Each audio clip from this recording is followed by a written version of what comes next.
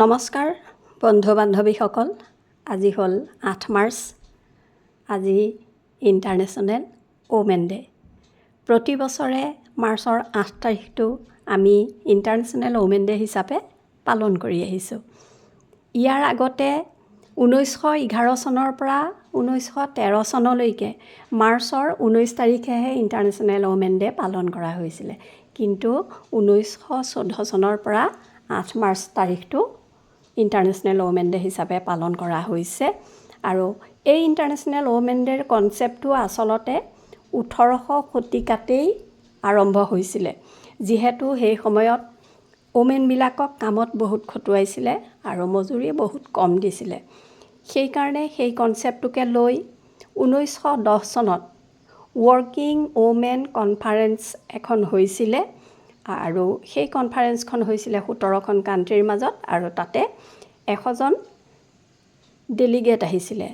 আৰু তেওঁলোকে তেতিয়া সেই কনফাৰেঞ্চতেই ডিচিশ্যন লৈছিলে যে equal right including women suffering, আৰু সেইকাৰণে ইণ্টাৰনেশ্যনেল ওমেন ডে পাতাৰ সিদ্ধান্ত লৈছিলে।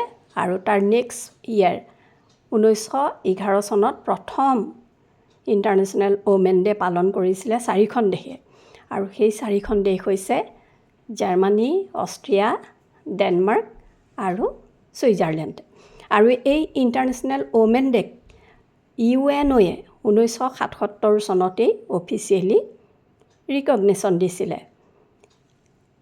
এই ইণ্টাৰনেশ্যনেল ওমেন ডেৰ থিম প্ৰতি বছৰে বেলেগ বেলেগ লোৱা হয়। এই বছৰ অৰ্থাৎ এই 2026 চনৰ এই বছৰটোত এই ওমেন ইণ্টাৰনেশ্যনেল ডেৰ চিম্বলটো হৈছে পাৰ্পল আৰু গ্ৰীণ। এই পাৰ্পল কালাৰৰ চিম্বলটোৱে মিনিং কৰে জাষ্টিছ আৰু ডিগনিটি, আৰু গ্ৰীণ ৰংটোৱে সূচায় আশা, হোপ। গতিকে এই গ্ৰীণ আৰু পাৰ্পল ৰং জাষ্টিছ, ডিগনিটি আৰু আশালৈ আমি এই 2026 চনত ইণ্টাৰনেশ্যনেল ওমেন ডে আজি এই 8 মাৰ্চৰ দিনটোত পালন কৰিবলৈ আগবাঢ়িছোঁ।